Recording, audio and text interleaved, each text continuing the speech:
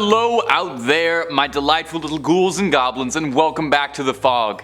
I'm Taylor, your casual crypt keeper, and boy howdy do I got something for you today. They say everything's bigger in Texas. The steers, the hats, the burgers, and that includes the scares. It was hard narrowing this down to just 5, I gotta be honest, because believe it or not, there are a lot of ghost stories out of the Lone Star State. Well, by the time we're done with this video, we're gonna rename it the Lone Scare State. Oh, that was terrible. I'm so sorry. We'll do better than that. This is the top 5 unsettling urban legends out of Texas. Let me know down below if your state's got any great local folklore and which state we should hit up next. I just know West Virginia's got some great ghost stories. Now let's dive on in. Number 5, the Screaming Bridge. Now our first Texan urban legend is a long told story based in a real tragedy. The accident on Screaming Bridge. Geesh, if that is not a name, that sounds more like it belongs on Hogwarts campus than it does somewhere in Texas. Over 50 years ago, several students were carpooling home after their football team defeated their rivals in a major victory. The students were riding high, celebrating, and were definitely not concerned with driving safely. I mean, come on, they just won the big game. Who wouldn't be celebrating?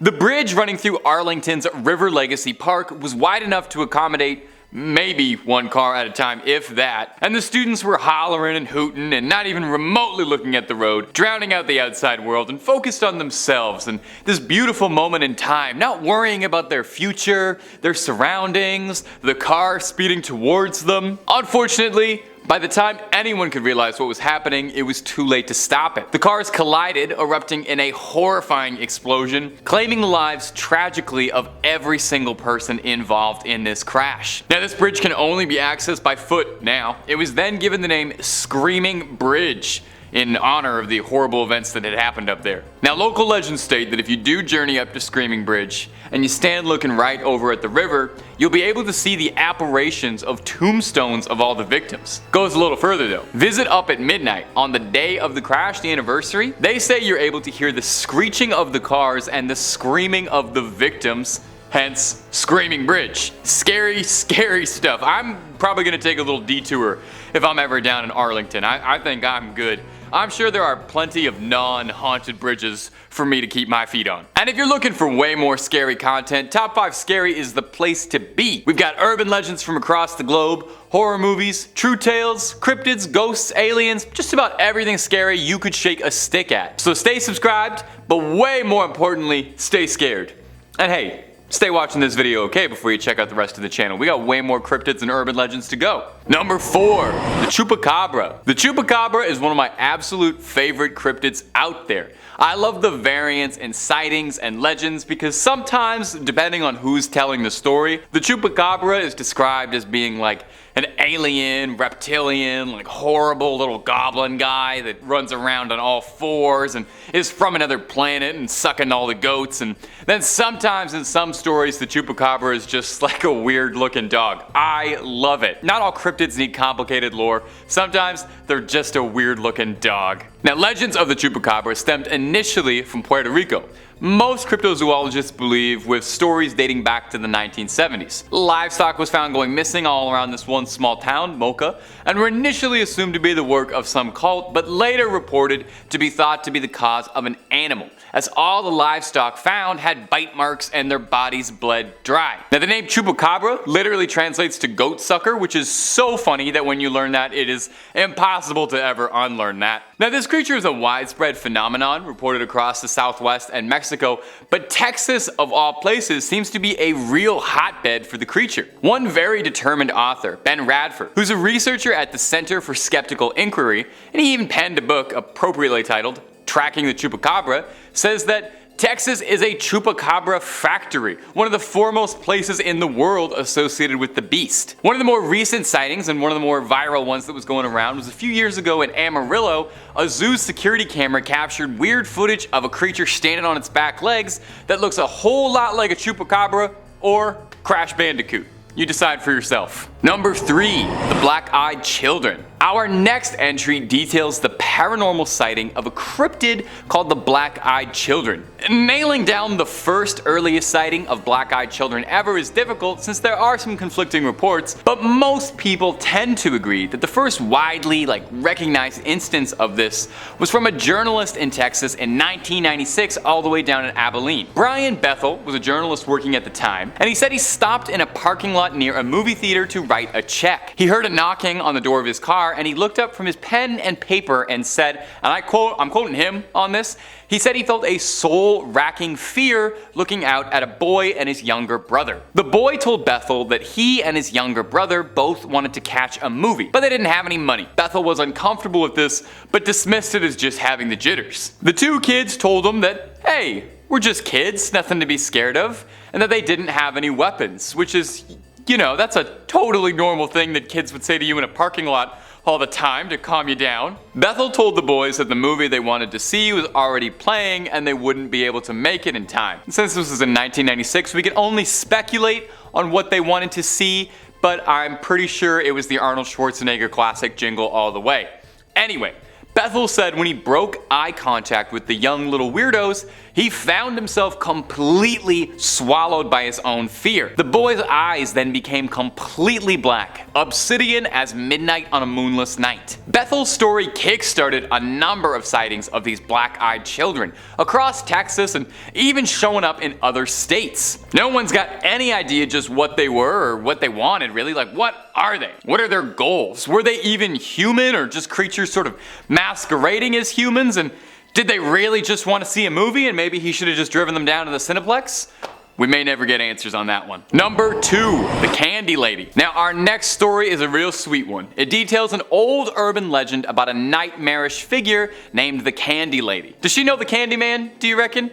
I bet they would be a great fit for each other if anyone wants to set that blind date up. Anywho, the Candy Lady, despite the sweet nickname, was a ruthless criminal with little regard for her victims. Her real name was Clara Crane, but history remembers her as the Candy Lady since that's way scarier. Get ready for a humdinger of a ghost story. In 1895, she was accused of poisoning her husband by slipping him caramel candies that she had laced with something lethal. Now, a couple years before, this young couple had lost their child, causing Clara to become distraught. Clara blamed her husband for what had happened to the child, leading her to add a little extra sugar to his sweets. Oh, I'm making light of this. That's terrible. If she poisoned her husband, that's just terrible. I don't want to joke about that. Clara was deemed unfit for trial and was placed in the North Texas Lunatic Asylum, which, don't worry, thankfully received the much more pleasant name as Terrell State Hospital down the line. I can't believe that's ever what it was called before. Imagine getting sent to the North Texas Lunatic Asylum. Unfortunately, her stay at the North Texas Lunatic Asylum would not be the end of her legacy. I just wanted to say it again one more time. I'm sorry. Can you blame me? In 1903, people started going missing around the town Clara lived in. Bizarrely, relatives of the victims would report finding candies and candy wrappers around their home. Sometimes there would even be threatening little notes on these candies. Locals started speaking again of Clara Crane, the woman who infamously poisoned her husband with dark candies years back. Now here's where it gets bone-chilling. A nearby farmer found a bunch of teeth in his fields and then discovered the body of the town sheriff in his field without his choppers and forks in his eyes and candy in his pockets. Now, no one knows what truly became of Clara Crane. There's not really a lot of records for this thing, but she's become a great ghost story to locals who tell the tale of her luring people away with her sweet little treats and taking their teeth and eyes in return. Oh my god, that's giving me a toothache just talking about it. We have to move on from this one, otherwise I'm gonna have to book a dentist appointment soon. Okay, moving on. Number 1, the Donkey Lady. I saved the best for last. Our last entry is the bizarre legend of the Donkey Lady. Now there's a few variations on the origin of the Donkey Lady, but the stories always end up the same horrible way.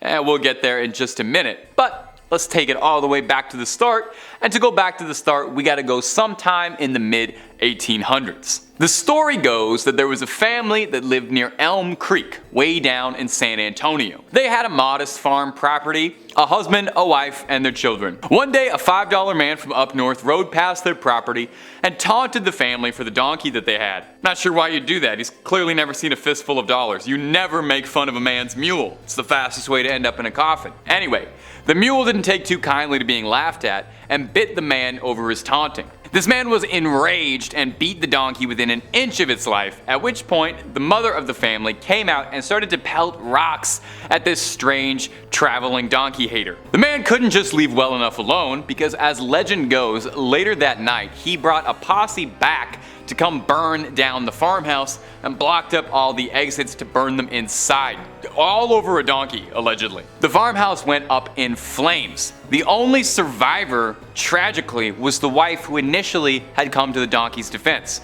As she ran out of the home, her skin soaked in flame, her hands melted down to little stubs, her face deformed, skin sagging off the muscle, crispy and black, long, like a donkey's snout. She ran into the night and hurled herself into the Elm Creek, which is the last place anyone had ever seen her. Today, there's a bridge called Donkey Lady Bridge over Elm Creek, where locals claim that they've seen a creature with a donkey's face screaming at them from the window of their car. Legend has it that the spirit of the wife haunts this area and torments those who cross her bridge while grieving the unfortunate loss of her family. Well, my beloved ghouls and goblins, that's about all she wrote.